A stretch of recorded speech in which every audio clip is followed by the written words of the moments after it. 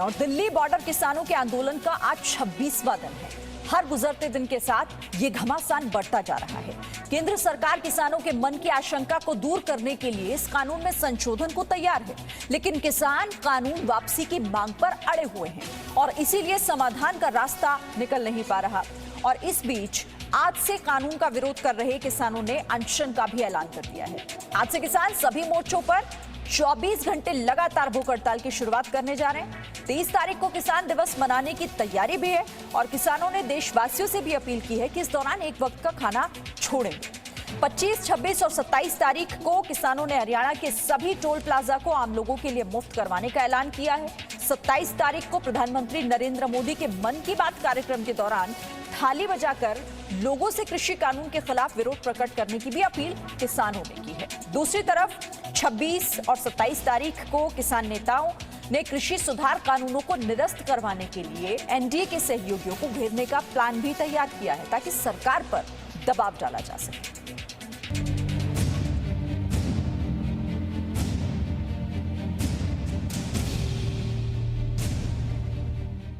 हर धरना स्थल में 11 किसान जो हैं वो बैठेंगे भूख हड़ताल के ऊपर।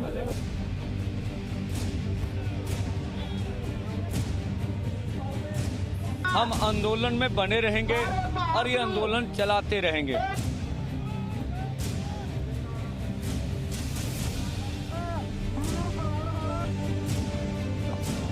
भूख हड़ताल को करेंगे और उसको कंटिन्यू करेंगे।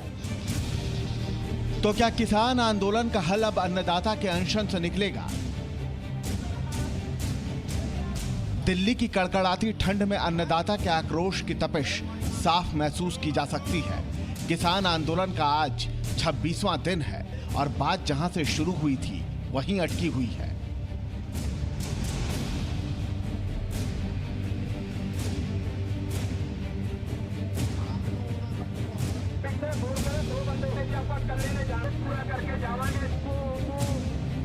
न प्रधानमंत्री का भरोसा काम आया, न कृषि मंत्री की चिट्ठी से बात बनी, तो अब कृषि कानून का विरोध कर रहे संगठनों ने धीरे धीरे आंदोलन की आंच तेज करने का पूरा प्लान तैयार कर लिया है। सिंघू बॉर्डर पर 31 किसान संगठनों की अहम बैठक के बाद ये तय किया गया है कि आज से किसान भूख हड़ताल की शुरुआत करेंगे।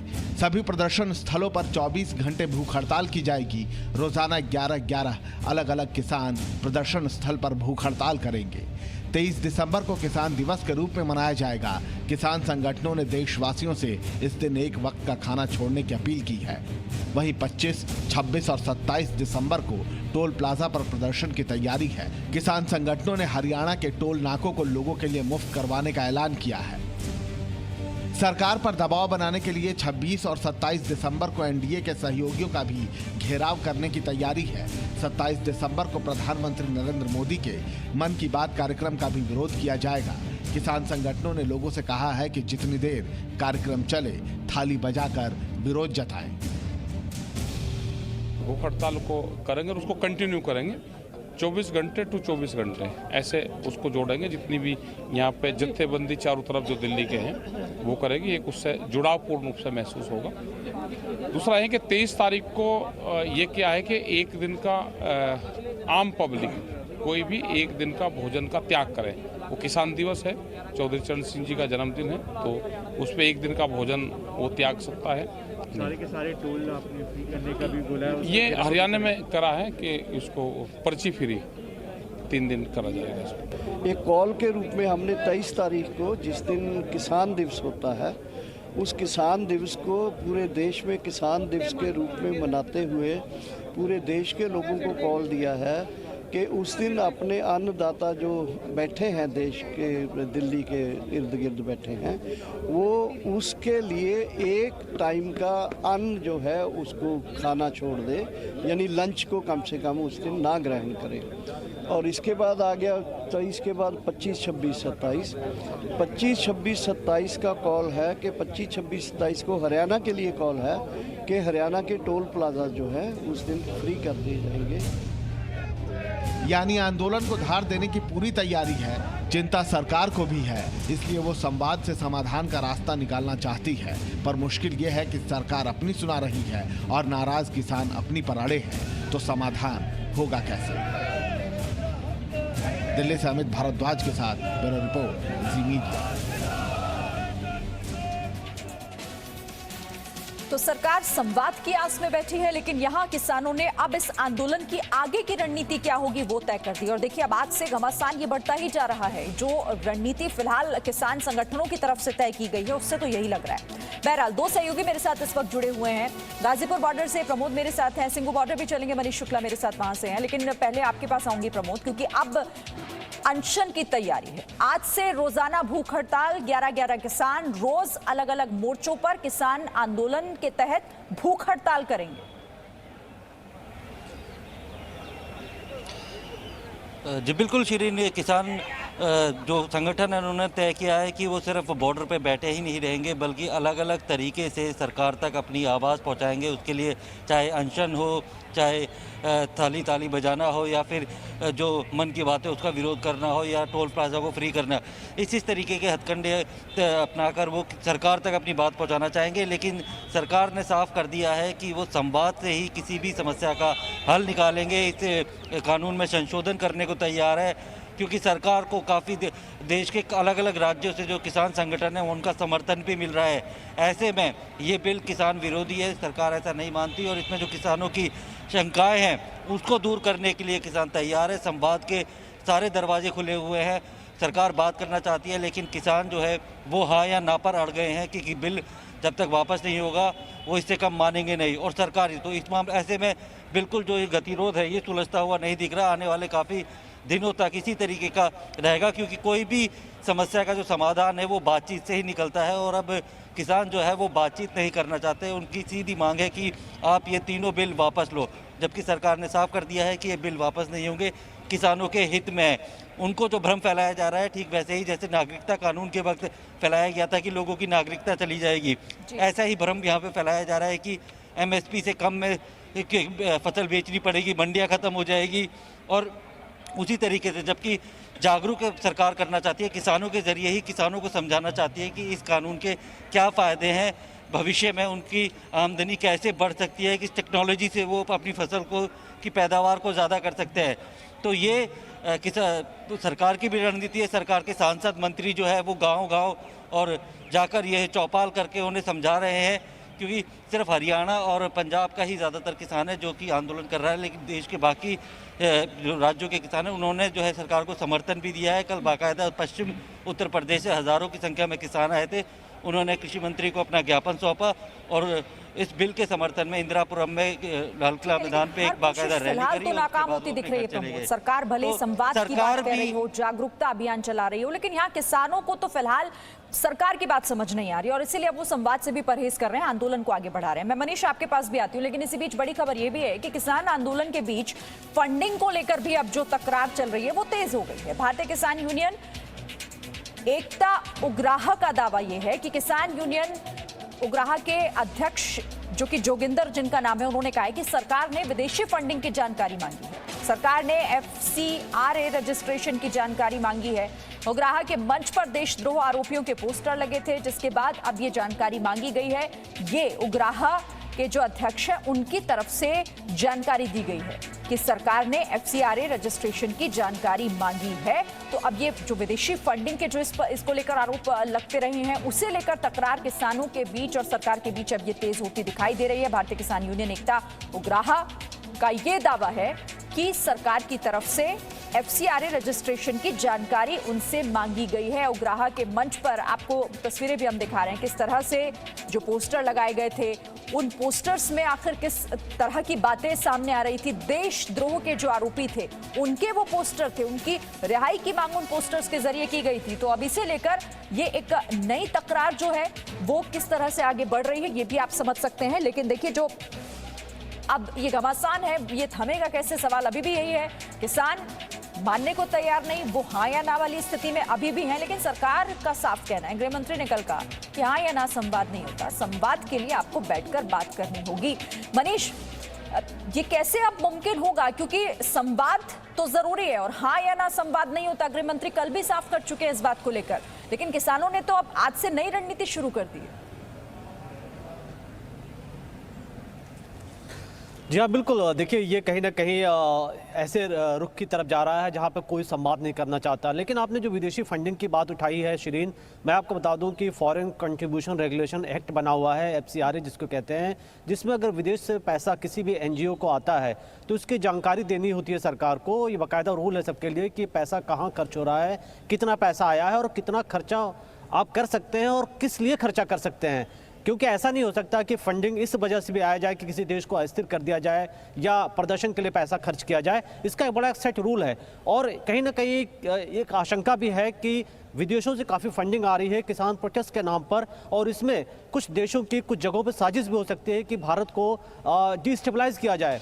और ऐसी स्थिति में पिछले दिनों भी हमारे पास जानकारी इस तरीके से आई थी कि सरकार ऐसे NGOs पर कड़ी नज़र रख रही है, क्योंकि इसकी आड़ में कहीं खालिस्तानी एलिमेंट्स हैं या नक्सल एलिमेंट हैं या पाकिस्तान जैसे जो देश हैं जो हर मौके तलाशते हैं कि भारत में कैसे अस्थिरता लाई जाए, कैसे एक नफरत फैलाई जाए, तो वो एक बड़ी साजिश रच सकते हैं। तो ज़रूर ये बात उठ रही है जो किसान नेता ने उठाई है कि सरकार नज़र रख रही है, बैंक जानकारी मांग रहे हैं। जाहिर एक बड़ा कंसर्न है, क्योंकि जिस लेवल का पैसा इस वक्त भारत में इस प्रोटेस्ट के नाम पे आ रहा है वो कहीं ना कहीं एक बड़े सवाल खड़े करता है कि आखिर किसको कितना इंटरेस्ट हो सकता है जब देश का इंटरनल मैटर है, जब किसानों का इशू है, जो सरकार के बीच उनकी बातचीत चल रही है, इसमें तीसरे देश का क्या लेना देना। तो ये एक बड़ा इशू हो सकता है।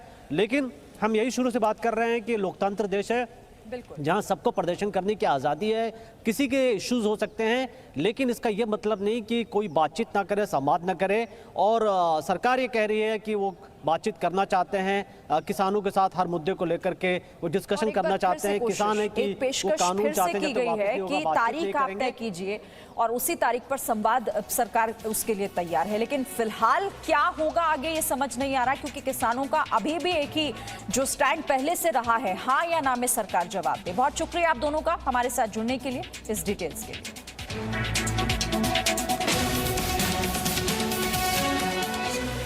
तो देखिए, ये तो तय है कि बिना संवाद के समस्या का कोई समाधान नहीं निकल सकता। लेकिन मुश्किल यहां पर यह है कि सरकार और किसान संगठनों के बीच अब तक 5 दौर की वार्ता जो हुई वो विफल हो चुकी है। कृषि मंत्री ने किसानों के नाम पर चिट्ठी भी लिखी और प्रधानमंत्री मोदी ने भी बुकलेट जारी कर किसानों का भ्रम दूर करने की कोशिश की है। लेकिन अब तक की जो कोशिशें हुई वो तमाम कोशिशें नाकाम साबित हुई। अब फिर से एक बार कोशिश है, सरकार वार्ता की पेशकश कर रही है। किसानों से कहा गया है कि वो खुद वार्ता की तारीख तय करें।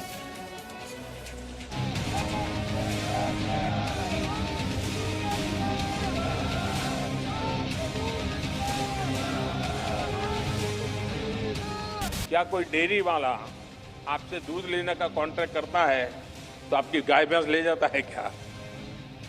कोई फल सब्जी खरीदने का उद्यम करता है तो क्या आपकी जमीन ले जाता है, क्या आपकी प्रॉपर्टी उठा के ले जाता है क्या?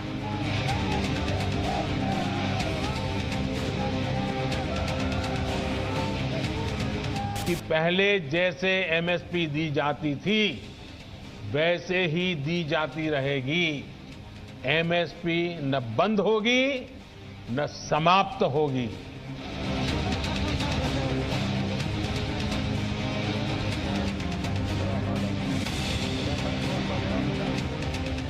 नए कानून के बाद 6 महीने हो गए, कानून लागू हो गया। हिंदुस्तान के किसी कोने में कहीं पर भी एक भी मंडी बंद नहीं हुई है। फिर क्यों झूठ फैलाया जा रहा है? इस ऐलान से बड़ा ऐलान कुछ और हो नहीं सकता। इस भरोसे से बड़ा भरोसा कुछ और नहीं हो सकता। अन्नदाता का भरोसा जीतने के लिए कृषि मंत्री से लेकर प्रधानमंत्री तक बार बार ये बता चुके हैं कि नए कृषि कानून लागू होने के बाद MSP बंद होने की दलील झूठी है।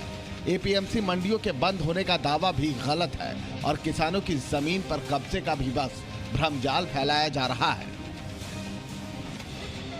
लेकिन नाराज किसानों और सरकार के बीच की खाई इतनी गहरी नजर आ रही है कि दिल्ली बॉर्डर पर जमे किसान और दिल्ली में बैठी सरकार के बीच संवाद फिलहाल बंद है।